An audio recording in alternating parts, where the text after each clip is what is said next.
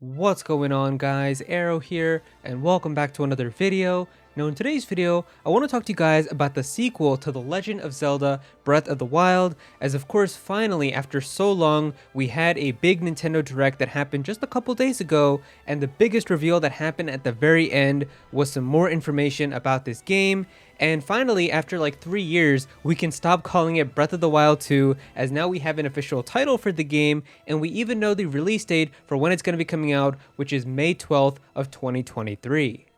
Now, the new trailer that we got for the game inside of the Direct was also not anything insane. It was kind of just some basic gameplay of Link jumping off some of the islands in the sky and climbing around a bit and running around and stuff, so it wasn't like anything insane was revealed there, but it was kind of nice to just get another kind of glimpse at the game and see how it's going to be like.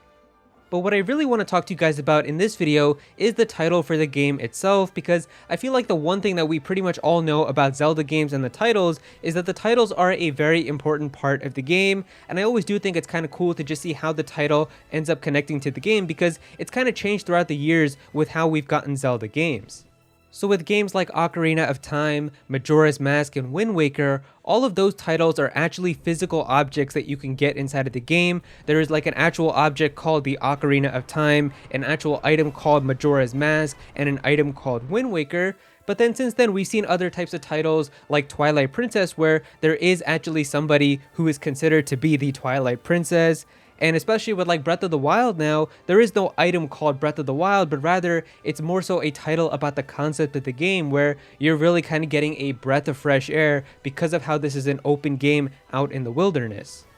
Now, when it comes to the sequel's title, I actually find it really interesting because the first word could be pronounced in two ways, which could both give it two different types of meanings, such as The Legend of Zelda Tears of the Kingdom or The Legend of Zelda Tears of the Kingdom. And so if we're going by tears, then obviously that would mean like teardrops and crying. But if we're going by tears, then that would mean like when you're tearing something apart, you rip something apart. And technically both of these could work. I mean, from the stuff that we've already kind of seen about this game, we've seen some crying and stuff inside of the games with Zelda already. It was in Breath of the Wild as well. And then even with kind of how stuff is being torn apart, like we already do see like the Kingdom of Hyrule, basically all of Hyrule Castle like rising out of the ground, being torn apart from the world. Like technically both of these could work, but which one really is the correct answer?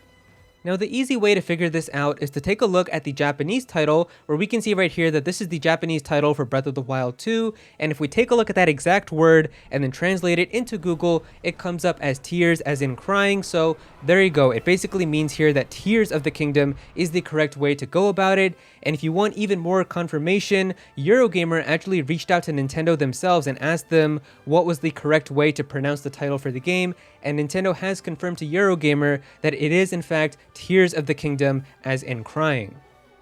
Now, despite all of this, I feel like it is possible that Nintendo could still be trying to hide a more subtle double meaning to the title, and maybe because of that, it is why they intentionally picked this title, because while it is going to be Tears of the Kingdom, Tears of the Kingdom could possibly still make some sense. But now for the title of this video, what is the reason why this game is called The Legend of Zelda Tears of the Kingdom?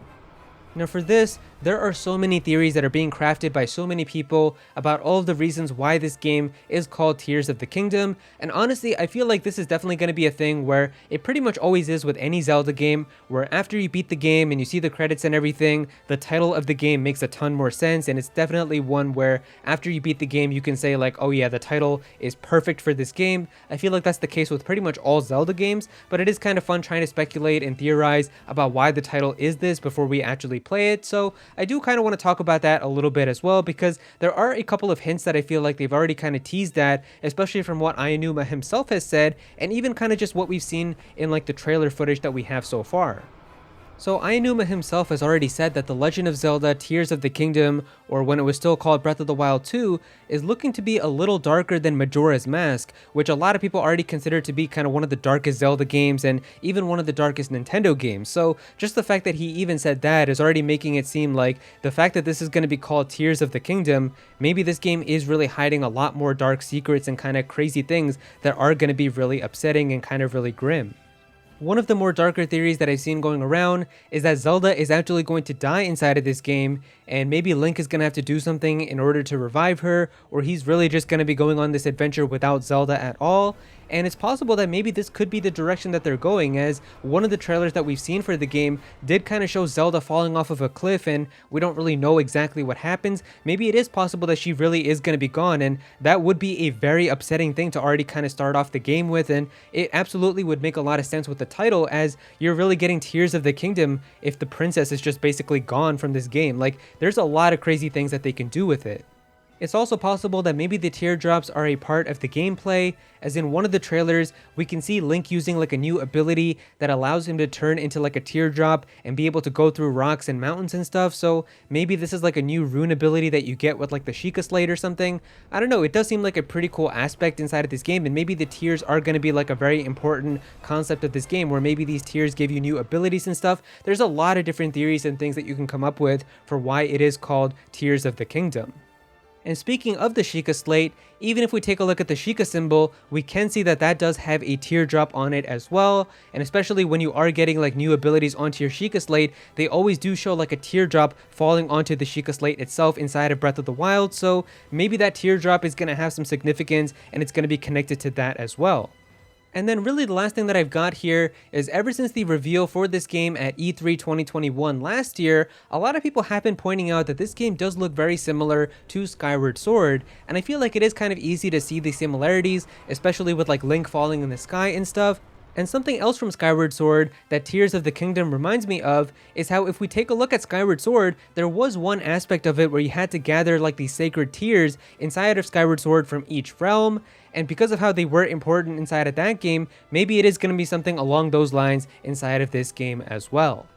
But yeah, there you go guys, those are pretty much all of my theories and thoughts about why the title for the Legend of Zelda Breath of the Wild sequel is called Tears of the Kingdom. If you guys enjoyed this video, then definitely be sure to click that like button, and also comment down below and let me know what you guys think of this. What are some of your theories about the title for this game? Are you guys excited by the title? Definitely be sure to comment down below and let me know. If you're new to this channel, then please be sure to subscribe. I'm definitely going to have some more Zelda content in the future, so definitely be sure to subscribe so you don't miss out on that. Click on that bell to become a part of the notification squad. Go follow me on Twitter at Aero so you can be featured in videos, and also join my Discord server as well. We've got a bunch of people in there who are always talking about Pokemon and Smash Bros and Nintendo, so definitely be sure to join that.